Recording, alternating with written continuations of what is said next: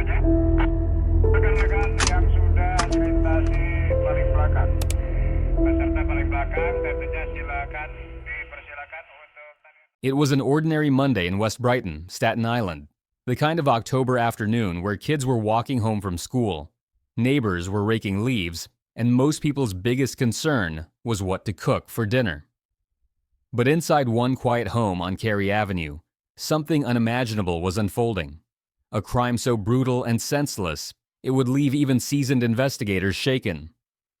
By the end of that day, 45-year-old Anthony Casalaspro, a city sanitation worker and beloved friend to many, would be found stabbed, decapitated, and left in a bathtub. And the man accused of killing him wasn't a stranger, a burglar, or a career criminal. It was his own 19-year-old stepson, a boy he had helped raise. This is the story of the Damien Hurstel case, a tale of a family torn apart from within, a community left searching for answers, and a disturbing crime that raises haunting questions about mental illness, domestic tension, and the thin line between ordinary life and unthinkable violence. October 6, 2025, started like any other Monday on Carey Avenue. The two-story home at number 380 didn't stand out from the rest. It was a modest residence, the kind of place where families grow up, arguments happen, and life quietly unfolds behind closed doors. At around 4:20 p.m., a 911 call came in reporting a stabbing inside the home.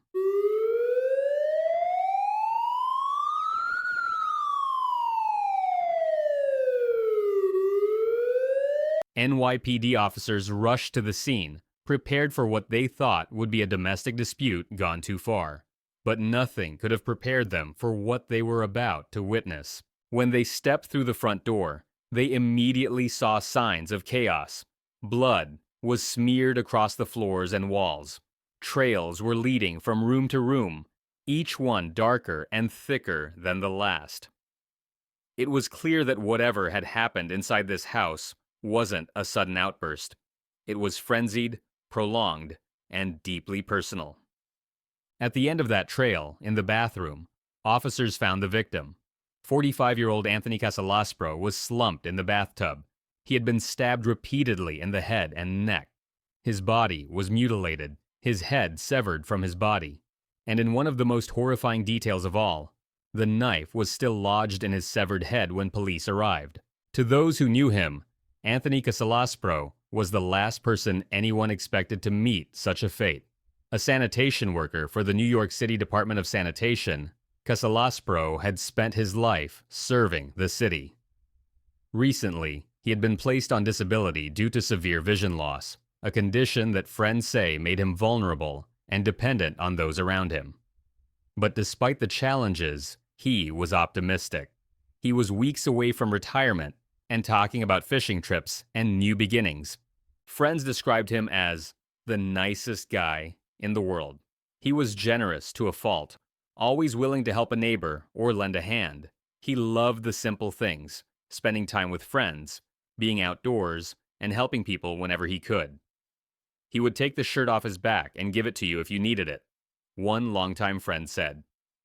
Casalaspro had been in a relationship with Damien Hurstel's mother for nearly 6 years. Like many blended families, theirs had its share of ups and downs, but there were no signs, at least none visible to the outside world, that things were spiraling toward violence. The first person to realize that something was terribly wrong was Damien's 16-year-old sister. She arrived home from school around 4 p.m., expecting a quiet afternoon. Instead, she was met by a sight she would never forget. Standing in the hallway was her older brother, 19-year-old Damien Hurstel.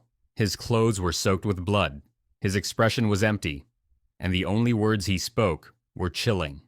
"I did something bad," he told her. "Go to your room." But she didn't listen. Following the streaks of blood that ran across the floors and walls, she made her way to the bathroom. There, she found her stepfather's body. The bathtub was filled with blood. The knife was still in his head, and the scene before her was something out of a nightmare. Panicked, she called her mother, who rushed to the house immediately. Neighbors reported hearing her screams from the street as police arrived. "Why would you kill him?" she cried. "I still loved him." When officers arrived, the suspect didn't resist. Damien walked out of the house with his hands raised and surrendered without incident. He was immediately taken into custody. At the time of his arrest, Damien had no criminal record. He had never been arrested or charged with a crime before. But those who knew him say he had long struggled with mental health issues. His mother later confirmed that he had a history of psychiatric problems, though the specifics have not been made public. Police also revealed that the family had a documented history of domestic incidents, though again, details were not disclosed. What is clear is that the violence on that October afternoon was not the result of a sudden argument. It was something deeper, something that had been festering beneath the surface for a long time. News of the murders spread quickly across West Brighton, and shock turned to disbelief. Hugh Nembard, a neighbor who had lived on the street for more than 50 years, said he had seen the victim many times but didn't know the stepson. "I never saw him," he said. "I saw the father, but never the stepson. I don't know what to make of it. This is a shock to me." Louis and Donna Ortiz, close friends of Anthony, rushed to the scene as soon as they saw the news on television. "I had to see it with my own eyes," Louis said. "He was about to retire and live his life. He didn't deserve this." Donna, a former psychiatric care worker, echoed a sentiment shared by many in the community. The signs were there. Damien had been struggling for years, but help, the right kind of help, never came. "The city has to do more with mental health," Lewis said. "This boy was struggling. He needed help." This case leaves behind a painful truth. Sometimes the most terrifying acts of violence aren't committed by strangers. They happen in the places we feel safest, at the hands of the people we trust most. And when they do, they leave behind not just victims, but scars that ripple far beyond the walls where the blood was spilt. In the end, the house on Cary Avenue is more than a crime scene.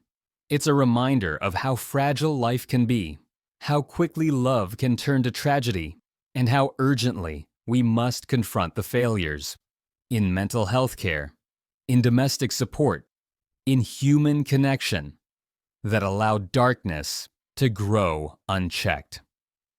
Because in this story, as in so many others, the question that haunts everyone left behind isn't just why it happened, it's whether it ever had to happen at all.